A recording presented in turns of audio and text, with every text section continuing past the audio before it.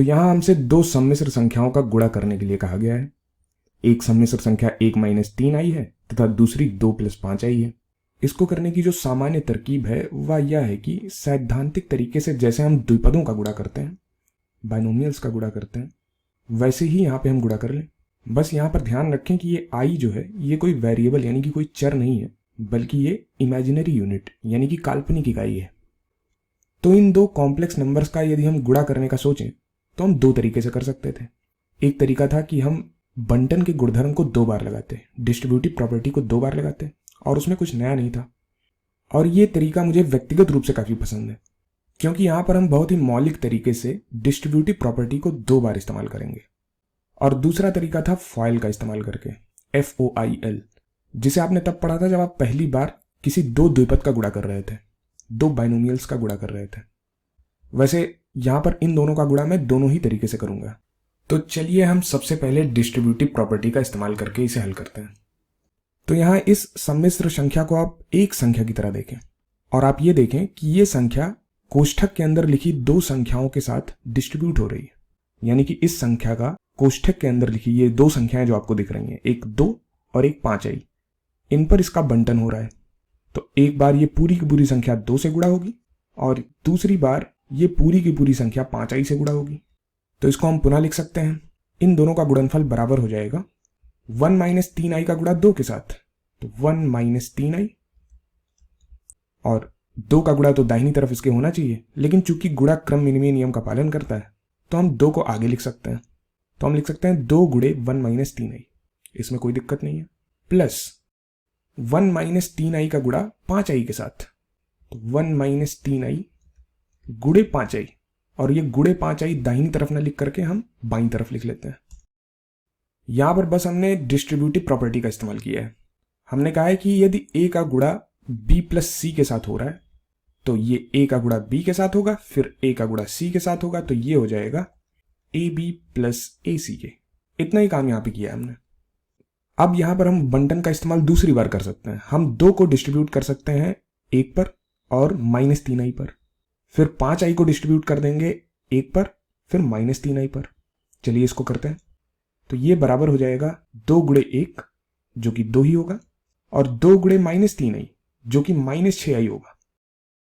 फिर 5i को distribute कर देंगे, तो ये 5i × 1 5i होगा, प्लस 5i, और 5i का गुणा -3i के साथ क्या होगा, यहां पे लिख लेते हैं।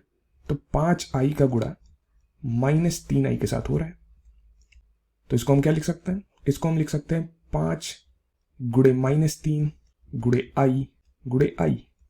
चूंकि गुणा में क्रम विनिमय नियम का पालन होता है तो संख्याओं को हम आगे पीछे कर सकते हैं।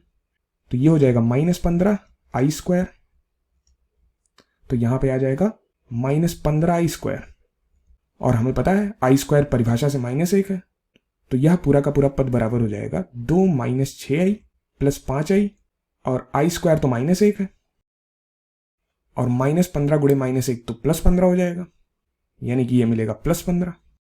अब हम वास्तविक भागों को जोड़ सकते हैं। तो यहां पर है 2 और यहां पर है 15, तो ये जुड़ के हो जाएगा 2 + 15।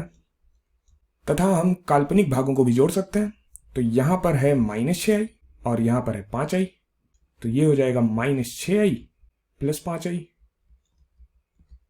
यहां पर ये 2 + 15 17 हो गया, और -6i + 5i, किसी चीज के 5 गुने में से आपने उसी चीज का 6 गुना निकाल दिया, तो आपके पास उसी चीज का -1 गुना बचा, और यहां पे वह चीज तो i है। तो 5i में से यदि आपने 6i निकाल दिया तो आपके पास बचेगा -1 × i, जो कि होगा -i के बराबर। तो इन दो सम्मिश्र संख्याओं का गुणनफल हमें यहां पर 17 - i के बराबर मिला है। तो यहां पर आपने 2 बार डिस्ट्रीब्यूटिव प्रॉपर्टी का इस्तेमाल करके इसका गुणा कर लिया है। अब हम इसको फॉइल से करते हैं। इनका गुणा हम फॉइल से करते हैं। तो यहां पे लिखते हैं पहला कॉम्प्लेक्स नंबर 1 - 3i गुणे दूसरा कॉम्प्लेक्स नंबर 2 + 5i। जब इसका गुणा हम फॉइल से करेंगे तो यह गुणा थोड़ा सा जल्दी हो जाएगा, थोड़ा इसमें कम समय लगता है, लेकिन असल में यहां भी आप वही कर रहे होते हैं जो आपने इधर किया है। यहां अंततः हुआ क्या है, यहां पहली सम्मिश्र संख्या का प्रत्येक भाग दूसरी सम्मिश्र संख्या के प्रत्येक भाग से गुणा हुआ है। जैसे 1 का गुणा 2 के साथ, फिर 1 का गुणा 5i के साथ हुआ है, फिर -3i का गुणा एक बार 2 से, फिर -3i का गुणा एक बार 5i से हुआ है। और फॉइल में भी हम यही करेंगे। यहाँ पे देखिए FOIL, इसे लिख लेते हैं ताकि आपको याद रहे। तो फॉइल कहता है कि फर्स्ट नंबर्स को हम पहले मल्टीप्लाई करेंगे, यानी कि पहली संख्याओं को हम पहले गुणा करेंगे। तो यहाँ पर पहली संख्या 1 है, यहाँ पर 2 है, तो इनका गुणा कर लेते हैं। 1 गुणे 2, तो ये हो गया F का मतलब हुआ फर्स्ट, पहला। फिर ये कहता है कि आउटर नंबर्स का गुणा करो, यानी कि बाह्य संख्याओं का गुणा करो। तो यहाँ पे आउटर नंबर 5i है, तो 1 का गुणा 5i के साथ होगा, तो +1 गुणे 5i। तो ये फॉइल में O है। O का मतलब हुआ आउटर नंबर, यानी कि बाह्य संख्या। फिर हम इनर नंबर्स का गुणा करते हैं, यानी कि अंदरूनी संख्याओं का गुणा करते हैं। तो यहाँ पे -3i का गुणा 2 के साथ होगा, -3i गुणे 2, ये हो गया i, इनर नंबर्स का गुणा। फिर यह कहता है कि आखिरी संख्याओं का गुणा करो, लास्ट नंबर्स का गुणा करो, यानी कि -3i गुणे 5i। कंफ्यूजन ना हो इसलिए फॉइल को हम इधर लिख लेते हैं।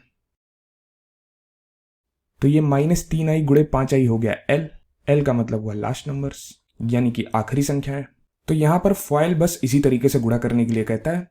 यह बस चाहता है कि यहां पर पहली संख्या का प्रत्येक भाग दूसरी संख्या के प्रत्येक भाग से गुणा हो जाए। तो चलो अब इसे हम सरल कर लेते हैं। तो 1 का गुणा 2 से ये 2 मिलेगा, 1 गुणे 5i हमें 5i मिलता है, तो ये 2 + 5i हुआ। और -3i गुणे 2, ये हो जाएगा -3 गुणे 2 गुणे i, यानी कि -6i। और -3i गुणे 5i, ये होगा -3 गुणे 5 गुणे i, यहां पे हमने किया भी है, तो ये -15i² हुआ था। और i² परिभाषा से हमें पता था कि -1 है, तो ये -15 गुणे -1 हुआ, जो कि +15 के बराबर हो गया। तो यहां +15 आ गया। अब वास्तविक भागों को जोड़ लो, तो यहां पर 2 + 15, ये हो जाएगा 17 के बराबर। और काल्पनिक भागों को जोड़ लो, तो 5i + -6i, ये हो जाएगा -i के बराबर। तो इसका आंसर भी हमें 17 - i मिलता है। तो इस प्रकार से दोनों ही प्रकार से गुणा करने पर हमें उत्तर 17 - i के बराबर मिलता है।